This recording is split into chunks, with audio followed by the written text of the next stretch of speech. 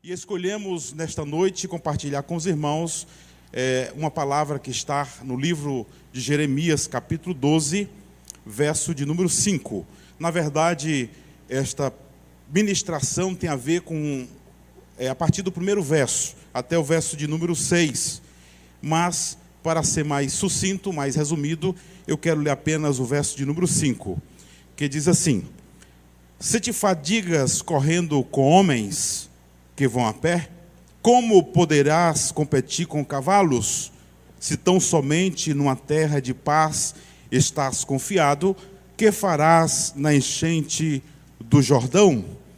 Meus amados irmãos, querida igreja do Senhor, é de nosso conhecimento que a palavra de Deus ela é multidimensional.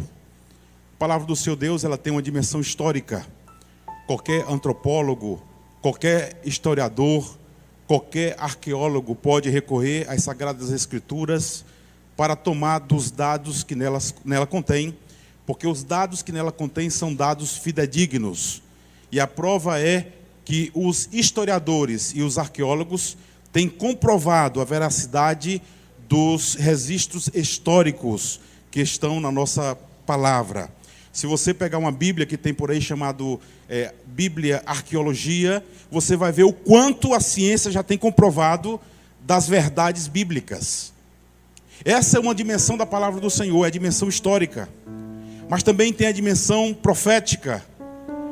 E é justamente a dimensão profética que faz com que todos os livros da Bíblia, se eu não estou enganado, 66, 40 autores, 1.600 anos de escritura, tem uma unicidade incomparável.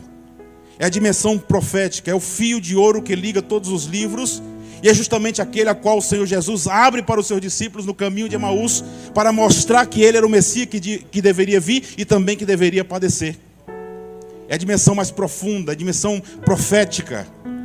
Mas também a Bíblia, meus amados irmãos, tem uma dimensão alegórica. Isso quer dizer que você pode pegar qualquer parte da Bíblia e no momento de dificuldade, aflição, compartilhar com o irmão, e você vai encontrar consolo em saber que o Deus que opera na vida de Jeremias, de Isaías, de Ezequiel, Deus que opera na vida de Davi também opera na nossa vida. O Deus de José também é o nosso Deus, Deus de Jacó, Deus de Abraão, também é o nosso Deus. O Deus que entrou no barco com os discípulos é o Deus que entra conosco no barco da vida para transpor as diversidades, as situações, as crises, para nos fazer chegar do outro lado em segurança. Essa é a parte alegórica. E de forma nenhuma diminui a expressão histórica em dizer que de fato aquilo aconteceu, de fato os discípulos atravessaram o mar da Galileia e enfrentaram uma tempestade, até porque hoje se sabe que existe um vento que entra ali naquela depressão e provoca um vento forte e levanta onda, e é um fato real, realmente aconteceu, é um fato histórico. E nessa noite, sabendo que Jeremias é um livro profundo em termos de profecia, de um profeta que trabalhou ou atuou antes e durante o cativeiro, em um tempo de profundo distanciamento de Deus, de apostasia, de infidelidade, Deus toma este profeta, Deus o chama e Deus usa a sua vida para fazer com que a sua palavra fosse apregoada entre e no meio do seu povo. Mas eu gostaria de tomar aqui o lado alegórico. O que foi que Deus fez na vida de Jeremias? O que Deus está fazendo na nossa vida? Como Deus trabalha? Como Deus atua na nossa história? E nós vamos encontrar, a partir da história de Jeremias, um Deus que atua na vida dos seus filhos para prepará-los para ser aquilo que Deus tem projetado para cada um de nós.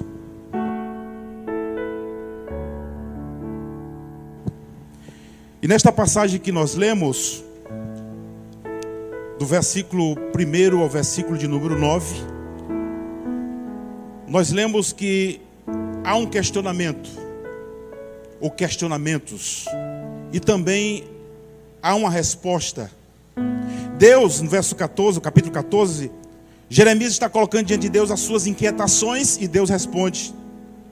Mas o interessante é notar, meus amados irmãos, que Deus não responde a Jeremias aquilo que ele está perguntando, mas Deus responde para o real problema, aquilo que necessita ser compreendido.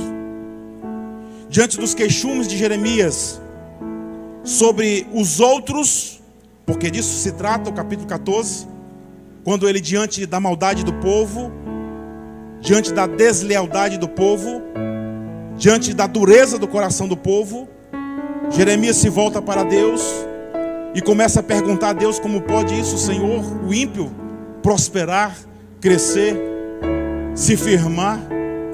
Então ele está fazendo um questionamento a respeito dos outros, mas Deus responde a respeito de Jeremias. Ele não responde a respeito dos outros, mas responde a respeito do próprio Jeremias. Deus está dizendo para Jeremias: não é que a vida é dura, Jeremias, o problema é que você ainda é mole, mas eu estou te preparando para ser mais forte do que isso. A queixa de Jeremias, meus amados irmãos, é uma queixa que nós podemos tomar como normal, natural, para aqueles que pregam, irmão Davi, para aqueles que ensinam. Quantas e quantas vezes eu me vejo frustrado após pregar a palavra do Senhor, ensinar durante um certo tempo, você olhar e observar o presbítero Jarbas, e você é elogiado por isso, as pessoas se alegram com a palavra que você traz, e você imagina: o que eu estou pregando está servindo apenas para entreter o povo, porque nós paramos para observar e as mudanças que nós esperamos, elas não ocorreram. Não aconteceu a mudança necessária. Aquilo que nós estamos ensinando parece que não está sendo observado ou absorvido. Essa é a frustração de Jeremias. Jeremias está pregando para um povo desviado. Jeremias está sendo usado por Deus, embora a palavra de Jeremias seja dura. Há no coração do profeta um anseio de ver a mudança. E é por isso que ele se volta para Deus e questiona ao Senhor: como pode, Senhor, o ímpio prosperar na sua maldade? Todos nós que somos chamados para a obra do Senhor, e aqui eu não falo só de obreiros, não só daqueles que pregam e cantam, mas todos nós que fomos chamados para a obra do Senhor, precisamos entender que a nossa parte se limita a ser apenas instrumentos de Deus. Não cabe a nós produzir resultados. Quando nós pensamos em produzir resultados na obra do Senhor, nós estamos tirando a confiança em Deus. Estamos colocando confiança em nós mesmos. Nós somos incapazes de produzir resultados no reino de Deus. Eu não estou dizendo produzir frutos. Nós podemos produzir frutos, mas resultados, só quem pode garantir é o Deus do reino, é o nosso Deus. E sabe por que, meus amados irmãos, existem muitas frustrações hoje em dia? Eu não conto o número de pessoas que já me procuraram para dizer: pastor, estou desistindo. Pastor, eu não quero mais continuar. Mas por que, meu irmão? Por que, minha irmã? Porque eu não estou conseguindo produzir. Eu não estou conseguindo avançar.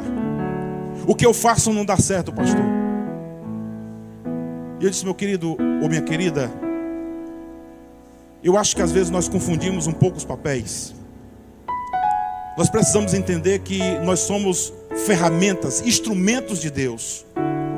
E a nossa parte está em fazer a vontade do Senhor, trabalhar na sua seara, não garantir resultado.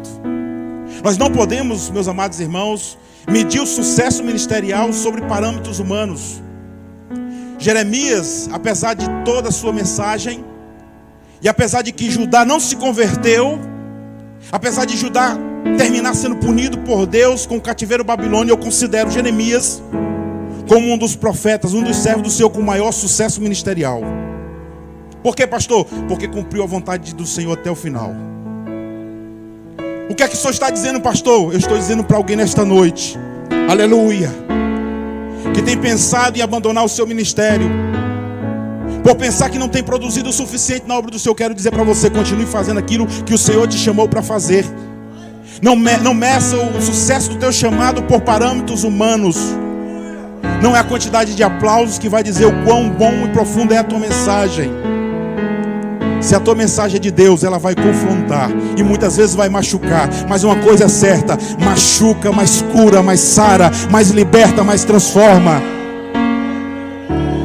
Glória a Jesus. Essa é a condição de Jeremias. Jeremias está frustrado. E para que você possa entender um pouco mais, eu quero contextualizar esta palavra. A palavra do Senhor nos diz, logo no primeiro capítulo de Jeremias, que ele é filho de Ilquias, sacerdote, morador de Anatote, uma terra pequena, dentro do território de Benjamim. Ali moram os sacerdotes. É uma cidade separada para a moradia dos sacerdotes levitas. E ele é um deles que estão lá. E como os irmãos bem conhecem, o sacerdócio, ele era algo transmitido de pai para filho. Os filhos eram treinados a dar prosseguimento ao ministério do seu pai, de forma que Jeremias está se preparando para isso. Eu gostaria que os irmãos colocassem bem atenção para compreender a dinâmica de Deus na vida de Jeremias, e veja como parece muito com a nossa dinâmica. Quem é Jeremias, pastor? Um jovem que desde cedo está sendo preparado para ser um sacerdote. É a vontade, é o sonho, é o desejo, dar prosseguimento àquilo que é da sua família. E ali está Jeremias se preparando, é o projeto dele, mas não era o projeto de Deus. De repente Deus aparece para Jeremias no 13º ano do reinado de Josias. Deus aparece para Jeremias para dizer: ei Jeremias, você não vai ser sacerdote. Tem uma surpresa para você, você não vai ser sacerdote. Na época de Jeremias, meus amados irmãos, ser sacerdote, como diz os jovens, era top. Era a melhor coisa que podia ser. Tinha status, tinha posição. Por conta da corrupção rolava dinheiro. Então era bom ser sacerdote. E qual era a pior situação daquela época, pastor? O que era o pior que poderia ser? Profeta. Ser um verdadeiro profeta de Deus na época de Jeremias era a pior coisa que poderia ser. Jeremias está se preparando para ser um jovem socialmente aceito, bem posicionado na sociedade, com recurso suficiente. Eu imagino até que ele sonhou já: eu quero me casar, quero ter os meus filhos, eu quero que o meu mais velho seja sacerdote também. Está tudo certo, está tudo programado. Quantos de nós já não passamos por isso? O projeto estava muito bem feito, era isso que eu queria ser. De repente entra o Deus da história e muda a nossa história. Eu me via velhinho, me aposentando do comércio, com uma casinha boa, mas de repente entrou o Deus da história para mudar a história. Surpresa, Jeremias, 13º ano do rei Josias. Que foi? Deus, eu tenho algo para ti. Você não vai ser sacerdote, você vai ser profeta. Você, Jeremias, não vai dizer para mim o que o povo deseja me dizer. Você vai dizer para o povo aquilo que eu quero que eles saibam. Você não vai ser instrumento para chegar a mim os queixumes do povo. Você vai ser meu instrumento para saber, para fazer o povo saber qual é a realidade que eu penso a respeito deles. Jeremias de repente se olha diante daquele grande desafio. E a resposta de Jeremias não poderia ser outra: ah, Senhor Deus, eis que não sei falar, porque ainda sou menino. Mas o Senhor disse para ele: não digas eu sou menino, porque a todos a quem eu te enviar irás, e tudo quanto te mandar falarás. Não temas diante deles, porque eu estou contigo para te livrar, diz o Senhor. E estendeu o Senhor a sua mão e tocou a boca de Jeremias. E disse o Senhor a Jeremias: eis que ponho as minhas palavras na tua boca. Olha, ponho-te neste dia sobre nações, sobre reinos, para arrancar, para derrubar, para destruir, para arruinar, e também para edificar e também para plantar. E eu imagino, meus amados irmãos, Jeremias diante dessa palavra dizendo: eu, Senhor,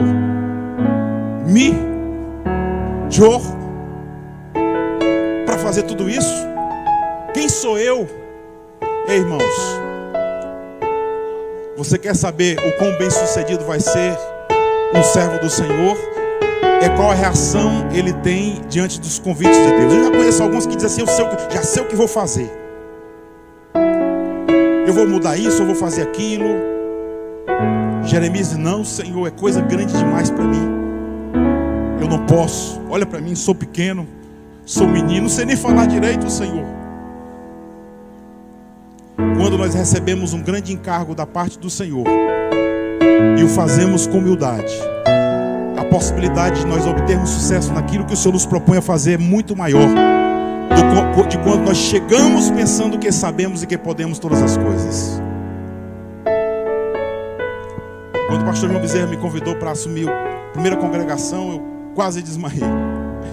Não, pastor, não. E eu disse não de verdade. Eu disse não de verdade.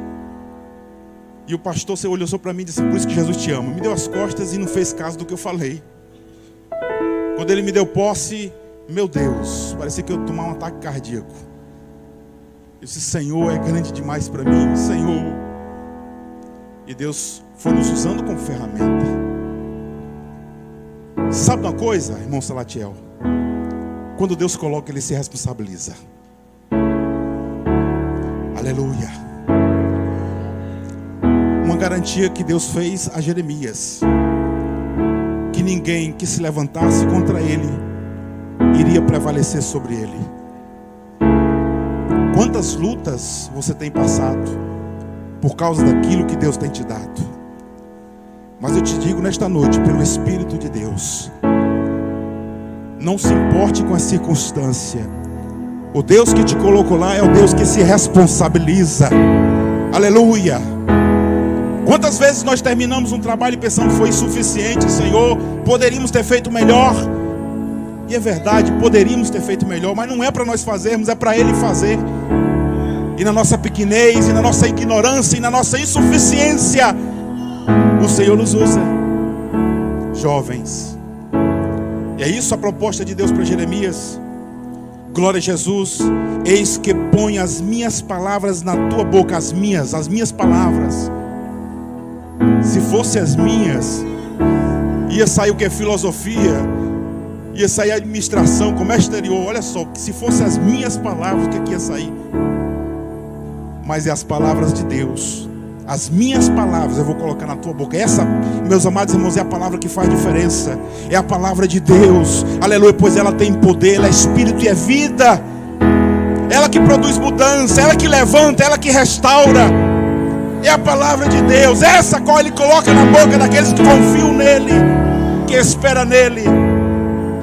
Glória a Jesus. Você se acha pequeno por cargo que Deus te deu? Continue pensando assim. Continue na dependência do Senhor. Ele vai continuar te usando. Quando isso para, pastor? Quando você for levado ou quando você pensar que é grande? Quando o Senhor te chamar para a eternidade ou quando você começar a pensar que é grande? Aí para. Porque o Senhor nos deixa só e diz: meu filho, você já está sabendo, então não precisa mais de mim, né? Fala aí você. Garanta resultado aí você. Quem somos nós para garantir algum resultado do reino de Deus? Mas aquilo que Deus faz, Ele se responsabiliza com o resultado. Ele é onisciente, Ele é onipresente, Ele é onipotente, Ele pode todas as coisas. Eu não posso nada, eu não sou nada, eu não posso garantir resultado nenhum. Você não pode garantir resultado nenhum, mas o Deus da tua vida se responsabiliza com o teu ministério. Continue, aleluia, na dependência do Senhor.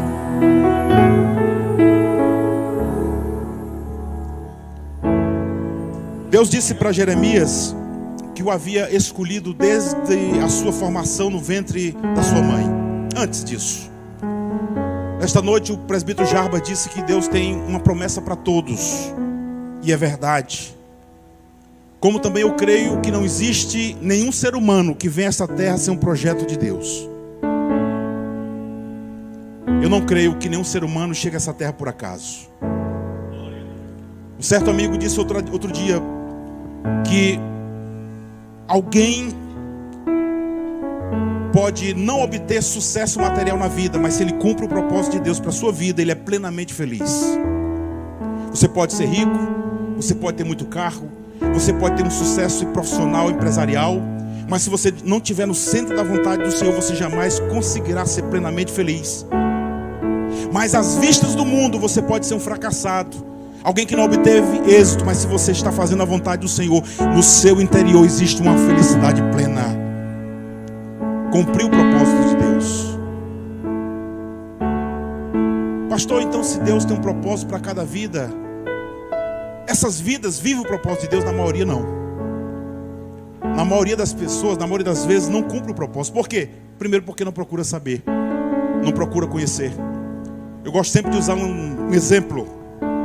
Quando nós compramos, se bem que a realidade é um pouco diferente, você compra um telefone super caro, super moderno, não sei qual é o último aí, e as pessoas não querem ler o manual. E aí subutiliza o aparelho. O aparelho faz ligação, recebe ligação e toca uma música no rádio. Mas se nós nos ocupássemos a ler o manual, nós saberíamos que teria muito mais que você poderia utilizar. Agora, se você quer saber que função tem um determinado aparelho, o que é que você vai? Você vai consultar quem? O manual do proprietário. Ele é que vai lhe dizer qual a função tem aquele equipamento. E como nós temos um propósito de Deus para cada vida, nós somos subutilizados porque nós não consultamos o manual do nosso Criador. O manual do nosso Criador diz qual é o projeto de Deus para a vida de cada um de nós. E se nós estamos vivendo o projeto de Deus, nós somos plenamente felizes e satisfeitos, porque estamos cumprindo o propósito para o qual nós fomos criados. Aqui está Jeremias com o chamado de Deus. E Deus começa a colocar em prática o projeto dele na vida de Jeremias. Mas veja, irmãos, quando nós percebemos o que Deus quer fazer conosco, muitas vezes nós nos iludimos. Como assim, pastor? Deus fala, vou te usar, você vai ser um profeta. E aí nós pensamos, amanhã quando eu acordar, já vou ser um grande profeta. Eu vou sair pelas ruas profetizando, eu vou ser conhecido na cidade toda. A gente já começa a pensar que nós vamos ser grandes. E não é assim. Deus, ele nos faz uma promessa e nos coloca num negócio chamado processo. Esse processo é aquilo que nos habilita a ser aquilo que Deus planejou que nós seríamos. É o processo. Processo, sabe o que é o processo? O processo é o que faz uma pedra de carvão mineral, no tempo, no calor e na pressão, se tornar um diamante. Uma pedra de carvão mineral tem pouco valor, mas com um processo, tempo, calor e pressão, se torna em das pedras mais preciosas que existe no mundo. Então isso é processo, meus amados irmãos. Processo é aquilo que nos transforma. Talvez você esteja nesse momento vivendo o processo de Deus, e talvez você não tenha entendido até agora. Mas eu quero dizer, aquilo que você está vivendo é aquilo que Deus projetou para que você vivesse, para se tornar aquilo que Ele deseja que você seja. Está difícil de entender? Então eu vou falar de outra forma. Sem processo não dá para ser aquilo que Deus projetou para nós. Precisa do processo. Mas o processo nunca é fácil. Vamos ver um exemplo. Deus manda Jessé ungir um rei. Ele sai para casa, Samuel. Deus manda Samuel ungir um rei. E ele vai para a casa de Jessé. Ele não sabe quem é esse que é o candidato a rei. E ele começa a passar os filhos de Jessé. Surpresa para Samuel. Quem é o rei, o novo rei de Israel? É o menino. Que idade será que ele tinha? Alguém pode arriscar dizer? 17 anos mais ou menos. Agora vamos pegar esse menino de 17 anos, vamos colocar no trono de Israel para reinar. O que é que ele vai fazer? Nada. Vai botar a perder o seu reinado. O que é que Deus faz? Está ungido, é rei. Agora vamos entrar no processo. Vai servir o rei, vai ser perseguido por rei, vai ser marginalizado, vai fugir, vai acabar escondido numa caverna com outros 400. Vai viver a realidade do povo, vai conhecer as pessoas, vai conhecer as queixas, as dificuldades, vai sofrer, vai amadurecer. O processo de Deus na vida de Davi o fez o maior rei de todos os tempos de Israel. O processo transformou Davi, aquele menino de 17 anos, no maior rei que Israel já conheceu em toda a sua história.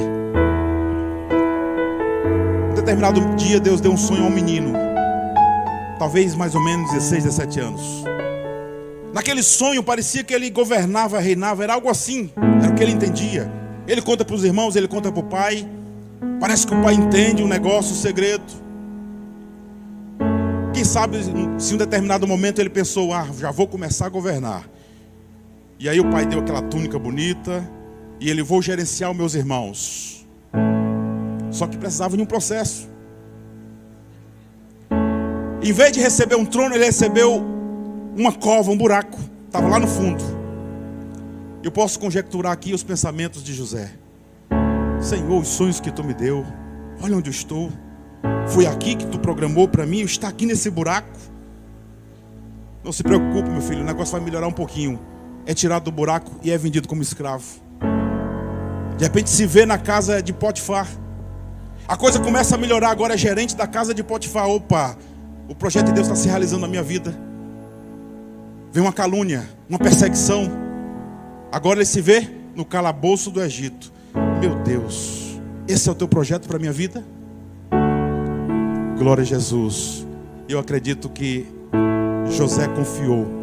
Sabia que estava no processo e que Deus o estava preparando. Por isso, cada etapa da sua vida ele viveu intensamente. Cada etapa da sua vida ele viveu intensamente. Porque tinha uma lição a qual ele iria precisar quando o Senhor o elevasse e o tornasse o segundo do maior império daquela época.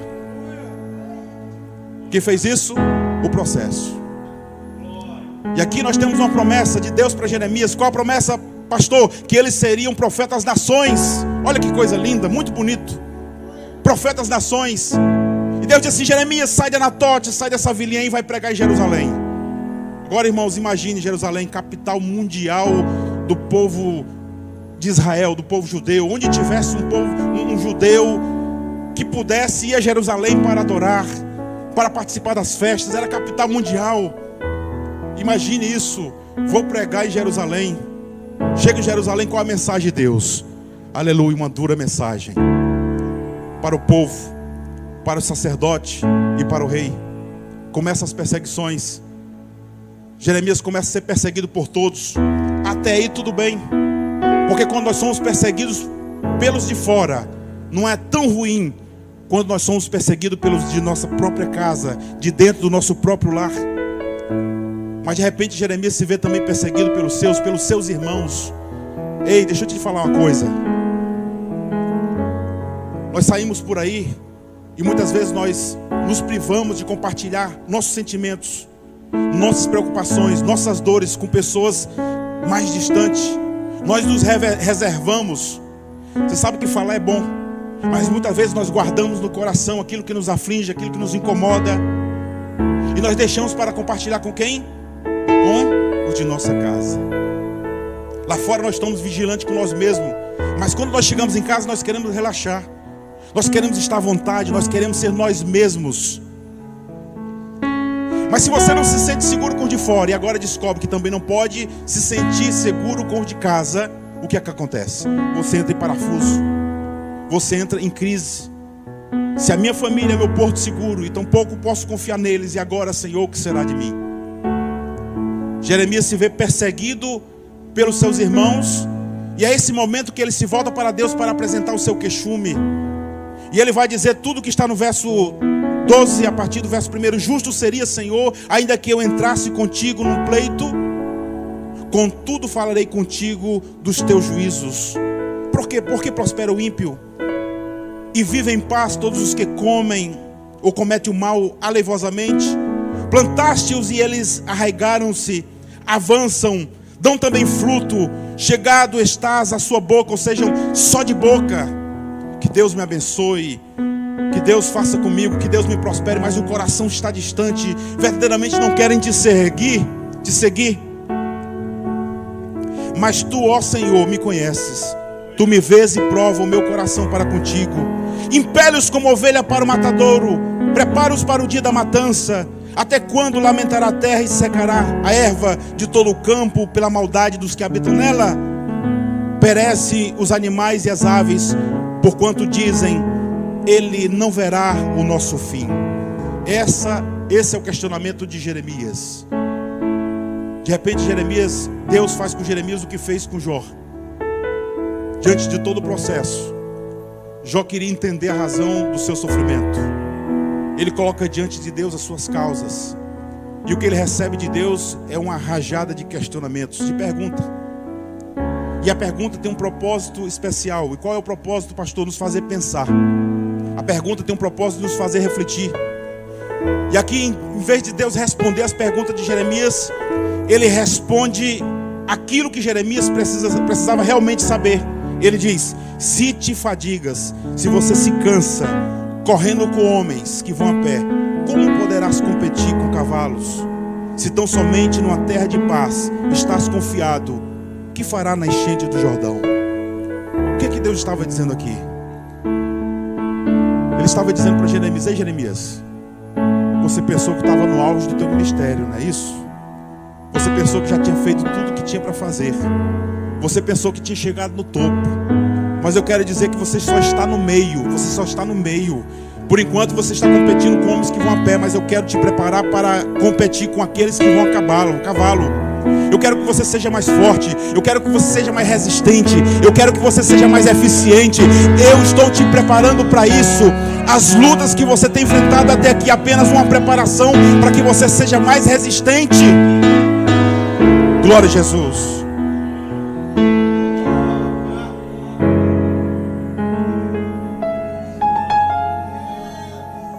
Quando nós estávamos de saída para o Chile,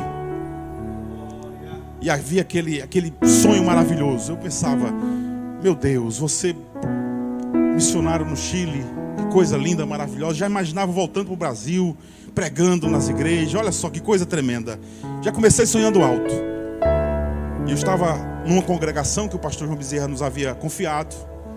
E na despedida, o irmão que estava pregando: eis que o Senhor te diz, o fogo não te queimará, a água não te afogará, eu sou contigo, experiências novas virão. E eu pensei: Deus está comigo, oh, coisa maravilhosa. Eu não vou me afogar, o fogo não vai me queimar. E aí nós chegamos e começamos a trabalhar, e surgiu umas pequenas dificuldades.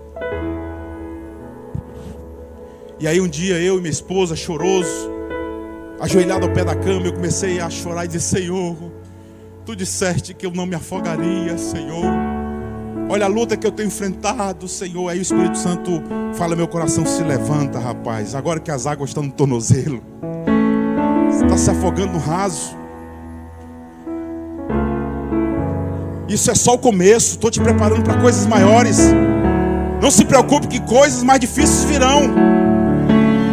Estava na congregação dizendo para os irmãos que agora eu entendo porque enfrentei algumas dificuldades no Chile. Houve momentos em que nos faltou até mantimento, mas Deus estava desenvolvendo a nossa fé. De forma que quando nós nos deparamos com o desafio hoje, nós cremos porque já temos essa experiência com o Senhor. Nós passamos por coisinha pequena, hoje o Senhor nos dá algo maior. Mas é necessário primeiro passar pelo algo menor para que você tenha a experiência e saiba que o nosso Deus, é o Deus de toda a provisão. É o Deus do cuidado, é o Deus que está conosco. A sua mão poderosa está conosco para nos ajudar. Glória a Jesus, se afogando no seco. Aleluia. Depois do período que nós passamos, e que eu achei, entenda a expressão. Você sabe o que significa dar com os burros na água? Pronto. É o sentimento que eu tinha quando nós retornamos. Dei com os burros na água. Eu fracassei. Senhor, eu não fui aquilo que o Senhor disse que eu seria. Eu não fiz aquilo que o Senhor disse que eu faria. Estava desolado. E o Senhor deixou aquele sentimento. Porque o sentimento também faz parte do processo. É o momento que nós refletimos sobre tudo que nós fizemos. Nós remoemos, nós repassamos, para entender o que nós fizemos de errado, o que fizemos de certo, onde nós acertamos, onde nós erramos. E o Senhor permitiu aquele momento de reflexão. E eu disse: está acabado, e agora o que eu vou fazer? E comecei a pensar, voltar para o comércio, voltar a fazer o que fazia antes. E aí Deus usa um determinado irmão, fala com a minha esposa e disse, eu não me recordo bem as palavras, mas foi mais ou menos o seguinte: eu te coloquei no deserto, porventura eu não tenho o direito de te colocar no deserto? Pois eu sou Deus que bota e sou Deus que tira. E aí falou que em um determinado tempo nós estaríamos recebendo um novo trabalho. E quando eu conversava com Deus e dizia: Senhor, mas veja o que eu fiz, como eu sou falho. O Senhor disse: você, meu filho, está no processo de aprendizado. Não é o fim, esse é o meio. E o fracasso também faz parte das lições. Ei, nós aprendemos mais com as lutas e os fracassos do que com as vitórias. Quando nós conquistamos vitória, nós ficamos orgulhosos, ficamos autossuficientes, seguros. Mas quando nós fracassamos, nós paramos para pensar e imaginamos o quanto nós somos limitados e dependentes de Deus. E nós passamos a entender o quão bom e maravilhoso é o Senhor, porque também trabalha nos nossos fracassos. Eu quero dizer para você, eu quero repetir isso outra vez, porque saiu isso agora. Deus também trabalha nos nossos fracassos. Deus trabalha nos nossos fracassos. Aleluia. Deus trabalha mais nos nossos fracassos do que nos nossos sucessos. É porque no nosso fracasso é a oportunidade que o Senhor tem de nos reedificar, de nos reconstruir, de nos levantar outra vez. E somente assim nós seremos realmente aquilo que Ele deseja que nós sejamos. Porque na posição que Deus deseja te colocar é necessário completa dependência dEle, um autoconhecimento profundo de você mesmo. Você entendeu quão pequeno você é. Pastor, isso é para quem vai pregar? Não, é para todos aqui que estão aqui nesta noite. Todos têm um chamado de Deus. Você tem um chamado de Deus. Você tem um chamado, você tem um projeto de Deus para a tua vida. Deus está trabalhando nisso. Você não está solto, você não é ocioso. Deus tem um controle da tua vida desde que te chamou. Cada minuto da sua história tem um trabalhar de Deus. Foi Ele que te trouxe até aqui. E quando eu falo até aqui, não falo de espacial, falo de temporal. Foi Deus que te trouxe aqui no tempo. E aí você vai entender que as situações que ocorreram na tua vida não foi coisas casuais. Meu pastor, eu pensei que aquela situação foi algo do inimigo. Não. Deus estava te impulsionando para você estar justamente na posição que Ele gostaria que você tivesse. Quando Paulo cai, não sei se era do cavalo, se era a pé, se era no jumento, se era uma bicicleta, eu não sei. Só sei que ele caiu. Mas o mais interessante é o que vem depois. Saulo, Saulo, duro é para ti recalcitrar contra os aguilhões. E eu fiquei pensando que era recalcitrar. E aí encontrei uma versão, Reina Valera, que diz que é da coice. Da coice no aguilhão. Que é o aguilhão? É um ferro de conduzir boi, de direcionar. Quer que vá para a direita, dá uma cutucada aqui do lado direito, vai para a esquerda, dá uma cutucada do lado direito.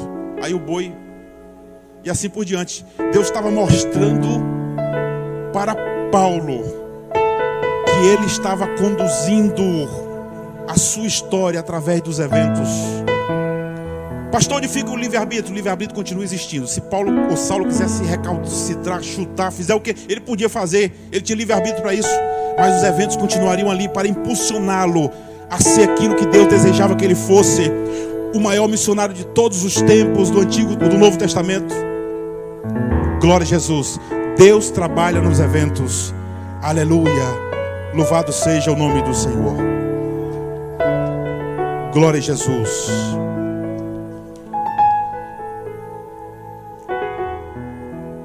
O que Jeremias sofreu, meus amados irmãos, na mão do sacerdote em Ananote, terra da sua família, nada era comparado com as perseguições que estavam por vir.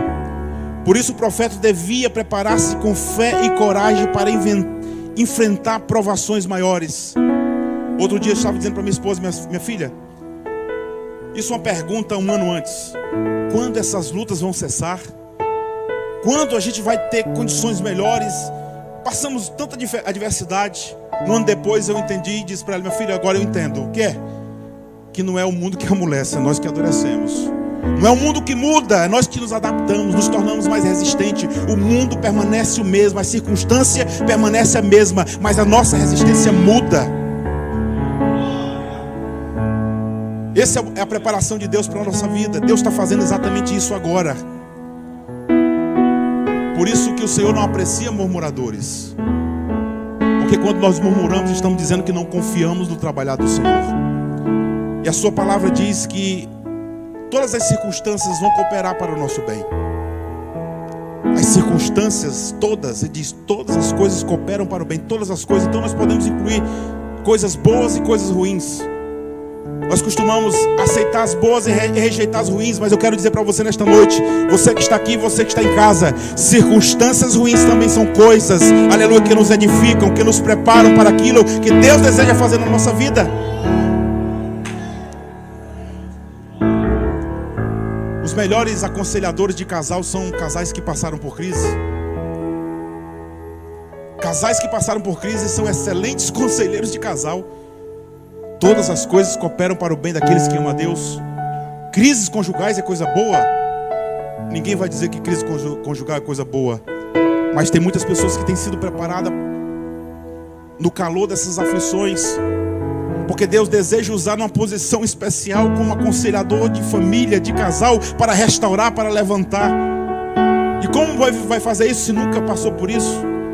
É Deus preparando através do seu processo. Glória a Jesus. Para concluir, Tiago capítulo 1, verso 1 a 4. Meus irmãos, tende grande alegria quando cairdes em várias tentações, sabendo que a prova da vossa fé opera a paciência. Tenha, porém, a paciência a sua obra perfeita, para que sejais perfeitos e completos, que você pode substituir por maduro, para que você seja maduro. As aflições, as diversas aflições nos amadurecem. Romanos 8,18, porque para mim tenho por certo que as aflições desse tempo presente não são para se comparar com a glória que em nós há de ser revelada. 2 Coríntios capítulo 4, verso 17, porque a nossa leve e momentânea tribulação produz para nós um peso eterno de glória muito excelente, não atentando nós nas coisas que se veem, mas nas coisas que não se veem, porque as coisas que se veem são temporais, e as que não se veem são eternas. 1 João capítulo 3, verso 2, amados, agora somos filhos de Deus, e ainda não é manifesto o que havemos de ser, mas sabemos que quando Ele se manifestar, seremos semelhante a Ele, porque assim como Ele é, o veremos. Você ainda não é aquilo que você será. Suporta um pouco mais. Deus está te preparando para coisas maiores. Curva a tua cabeça. Querido Senhor, é necessário realmente uma mente transformada para compreender que as lutas e adversidades que vêm contra nós, ela irá produzir algo bom. Mas como a tua igreja tem uma mente transformada, ela compreende que tu és o Deus que tem controle sobre os eventos da história. A tua palavra nos diz que tu és aquele que vela pelo cumprimento da tua palavra. Porventura tu falaria e não cumpriria? Ó Deus eterno e justo, que a tua igreja possa suportar o processo, sabendo que há de produzir algo excelente na vida dos teus filhos e para a tua glória. Eu sei, querido Pai, que alguns processos são mais difíceis do que outros. Eu sei, Pai querido, que alguns dos teus filhos talvez tenham pensado em desistir, em retroceder e voltar para trás, mas nesta noite, querido Senhor, entra com renovo, entra, Pai querido, com fortalecimento. A tua palavra nos diz que tu és aquele o único capaz de multiplicar a força de quem não tem nenhuma, Senhor. E se as forças do teu servo têm chegado no limite ou no final, nesta noite, querido Senhor, que seja tomada pela tua mão, pelo teu poder, que seja levantado e restabelecido para a tua glória. Ó Deus querido, Deus santo, que o teu projeto na vida dos teus filhos possa prevalecer, que os teus filhos não desistam, Senhor, mas que possa entender que toda luta passa, aleluia. Toda luta tem seu fim, querido Senhor, e o fim dela é vitória. Para aqueles que não desistem, mas para aqueles que perseveram, o fim da luta é vitória. E não se pode falar em vitória sem luta, querido Senhor. Se há luta, há vitória. Vitória para a glória do teu santo nome. Ó eterno Deus, querido Pai, que esta palavra nesta noite sirva de bálsamo para o coração dos teus servos. Em nome de Jesus. Amém.